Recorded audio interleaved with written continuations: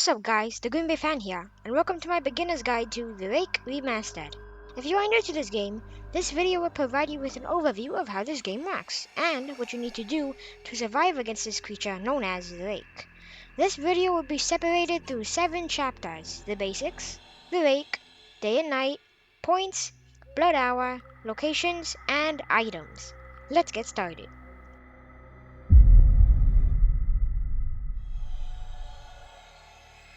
First of all, the goal of this game is to avoid the Rake until it is morning. Your character has a health bar and a stamina bar. The stamina bar allows you to run and jump for a periodic amount of time. Becoming damaged triggers your health bar. After some time, your health will increase very slowly. The lower your health is, the slower you will move. If a player's health is under a third, the screen will start to shake and the player will start limping, making them unable to run. If the player's health is extremely low, you will be knocked down, being unable to move. Each player will be equipped with a flashlight to help see in the dark.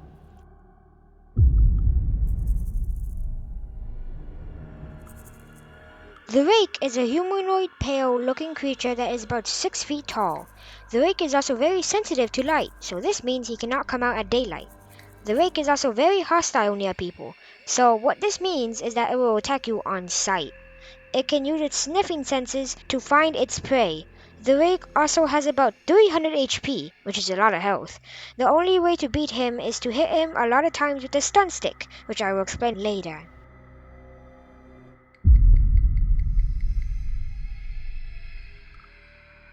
Days only last for about 2 minutes, while nights only last for about 8 minutes.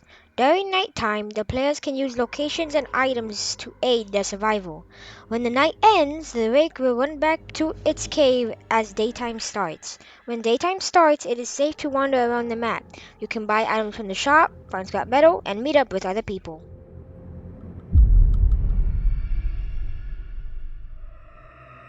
You can get points by finding scrap metal or surviving nights. Scrap metal value will vary depending on its level. Every night you survive, you get 100 points, but if you don't survive, you only get 25. You also get extra points depending how many studs you walked.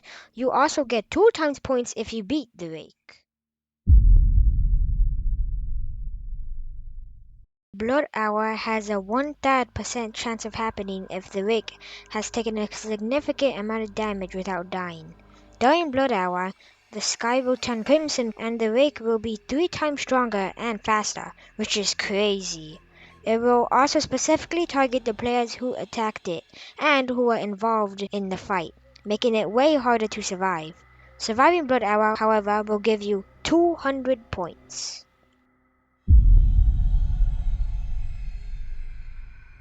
There are a total of 9 locations in the game. There's the base camp, the burning bus, the well, the crashed car, the cave, the safe house, the shop, the power plant, and the observation tower. The base camp, burning bus, well, and crashed car aren't really important. The safe house is the safest location in-game as it has a door which can be closed, although the door requires power and will not work during power outages. There is a boarded up hole in the safe house's roof, which the Rake can break through. The power station can be used to restore the power when there's a power outage. Power outages occur whenever the safe house and observation tower utilities are used for too long, and the power will also go out as soon as Blood Hour starts. The tower is the least safest in the Rake because it can climb up the ladder, causing you to either be forced to confront him by going down the ladder or jumping off. Both of these options will most likely result in you dead. The shop is only open during the day, and you can buy items to boost your chance of survival. The flashlight is an item that all players spawn with whenever they join the game. The flashlight also helps you see in the dark. The radio can only be found in the safe house. The radio allows you to communicate with other people that have the radio also. The map is the cheapest item in the game, and its main purpose is to give and show the main locations. The compass is the second cheapest item in the game, and its main purpose is to tell players where they are. You can combine this with the map to help players guide themselves to a specific place if they think they are lost. It is also very useful for people trying to find the flare gun. The watch is the third cheapest item in the game and can be used to tell whether it will become day or night in a minute-second format. The watch also requires power to work. The voltmeter is useful for keeping track of the current power usage and percent. This item can be used to predict a power outage.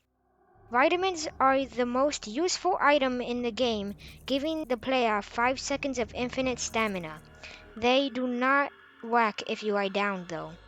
The toolbox has three uses, and it can help you turn on the power faster or force open the door at the safe house from the outside. The monitor allows you to check cameras that are placed around the map. The cameras are motion-sensored cameras, so they will lock on anything that is moving, such as the Rake and other players. The Rake, though, can break the cameras if you are looking at him for way too long. The first aid kit allows you to heal yourself and other players if injured. The first aid kit has only three uses. You cannot equip the first aid kit if you're down, though if you had it equipped before you were downed, you can still use it. The trap's main purpose is to damage and stun the Rake for about 6 to 7 seconds. It is also very useful if you want to kill the Rake. The trap does exactly 50 damage to the Rake. The tracker can display how far the Rake is from their current location. The tracker can detect the Rake from 100 studs. The farther he is, the slower the ping is. If it is daytime or the Rake is too far away from the tracker, it will end up saying signal lost on its screen. The vest's main purpose is to increase your max health. It can be found in supply drops or bought for 450 points. The UV light can be found in supply drops or can be bought for 700 points. It is brighter than the flashlight and can be used to blind the Rake temporarily, though the Rake can cover his eyes if you use it for too long. To recharge the UV light, you must leave it unequipped for some time. The stun stick is the most expensive item in the game. The stun stick can be found in the supply drops or be bought for 900 points, which is a lot. It deals about 4 to 6 damage and deals 40 damage if you headshot him. You can also use it to temporarily stun the Rake. The Rake can also block your attacks after hitting him a couple of times. The stun stick also needs power to work.